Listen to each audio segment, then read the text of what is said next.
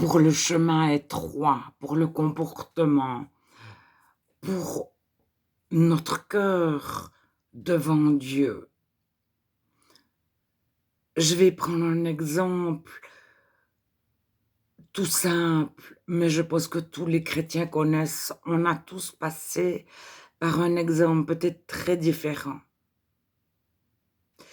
Alors, je vais essayer de prendre quelque chose qui concerne les hommes et les femmes. L'aspirateur. Déjà, dans un contexte où euh, c'est quelque chose qui ne concerne pas du tout les hommes et les femmes. C'est-à-dire, il y a dans certains pays, les hommes passent l'aspirateur, les femmes passent l'aspirateur. C'est pas réservé aux femmes. Alors, en partant de là, un homme ou une femme peut se dire: «Pendant que je passe l'aspirateur, je suis pas en train d'être au fitness ou à vélo ou à la plage ou au cinéma». Alors, devant Dieu, quand on passe l'aspirateur, on a le temps de prier, on peut chanter. Pourquoi on n'aime pas passer l'aspirateur?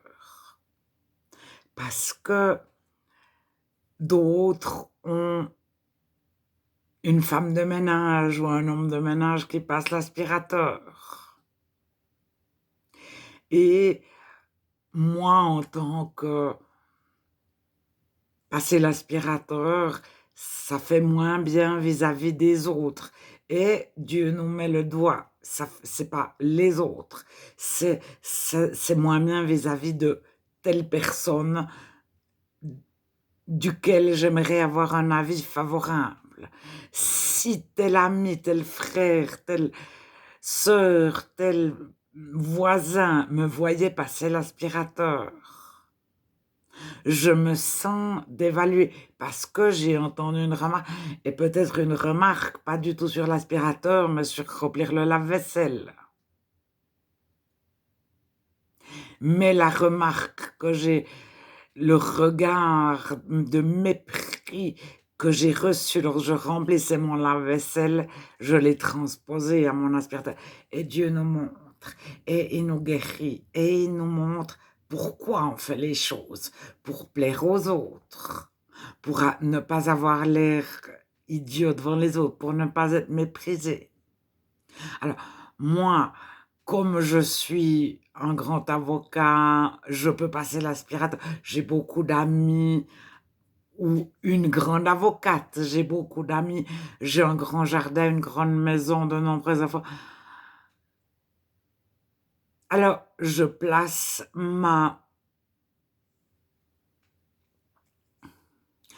identité dans d'autres choses. Et Dieu nous montre dans quoi nous plaçons notre identité, pourquoi nous faisons les choses. Pourquoi nous nous battons, nous luttons pour avoir telle place de travail, telle voiture plus grande, etc., etc.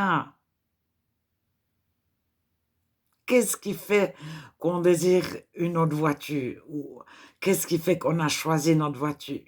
Alors, il y a le regard des autres qui arrive toujours,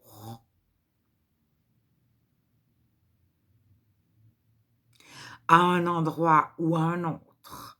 Alors, parce que le regard des autres est bien, parce qu'on a une certaine situation ailleurs, ma foi, tant pis, les autres, ils posent ce qu'ils veulent de ma voiture. Mais, alors, c'est ça, notre grandir en Dieu. C'est qu'à un moment donné, même si on a une vieille voiture déglinguée que tout le monde regarde comme étant surpris, bon, etc., etc. Même si on n'est pas, on n'est pas, on n'a pas, on n'a pas, on a de la valeur aux yeux de Dieu. Et plus il nous épurge, nous guérit, nous montre qui on est, pourquoi on fait les choses, plus il nous aime, plus on se sent aimé et valorisé par Dieu. Et puis par Dieu, mais c'est pas n'importe qui. Ça veut dire que c'est au-dessus de notre père, au-dessus de notre ami, au-dessus de nos 200 meilleurs amis, il y a Dieu. Alors, à un moment donné, on fait les choses dans la joie de Dieu, par amour pour Dieu. Parce que alors on peut aussi avoir un petit côté, mêlez-vous de ce qui vous regarde, je fais comme je veux, votre regard ne m'intéresse pas, je fais autrement, on est un petit peu provocateur, et cetera. Pourquoi on est comme ça? Alors Dieu nous met le doigt. Pourquoi on ne supporte pas que les gens viennent nous donner des bons conseils? Ou bien pourquoi soi-même on passe notre vie à donner des bons conseils?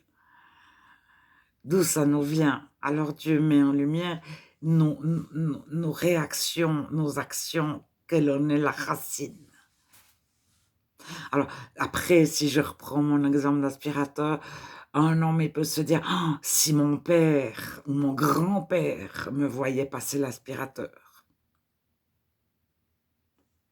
il serait choqué parce que de la famille, nanana, nanana».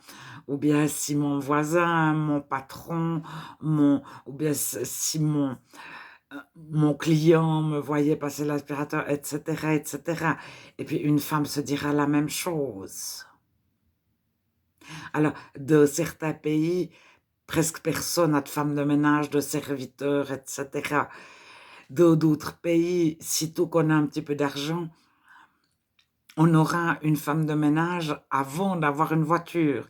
On aura une femme de ménage avant de partir en vacances. Dans d'autres pays, on part en vacances, on a une grosse voiture, puis éventuellement, on a une femme de ménage, si jamais. Alors, il y a aussi des priorités en fonction des cultures. Pourquoi? Alors, le chrétien, Dieu le libère, le libère, le libère de toute sa culture, de tout son environnement, de faire les choses pour ou contre, parce que quand j'étais petit, on m'a dit, puis là, puis ci, puis ça. Mais après, heu, il nous donne de faire juste. Aussi parfois pour ne choquer personne, on s'adapte à un environnement, même si, voilà, c'est pas on s'adapte, heu, pour pouvoir annoncer l'évangile. «Je me suis fait tout à tous», nous écrit Paul, «afin d'en sauver le plus possible», quand même quelques-uns.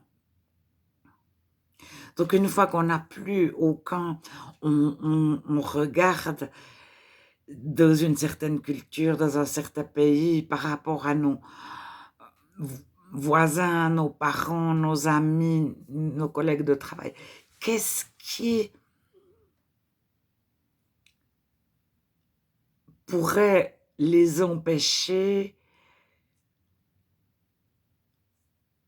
d'aller à Dieu dans notre façon de vivre?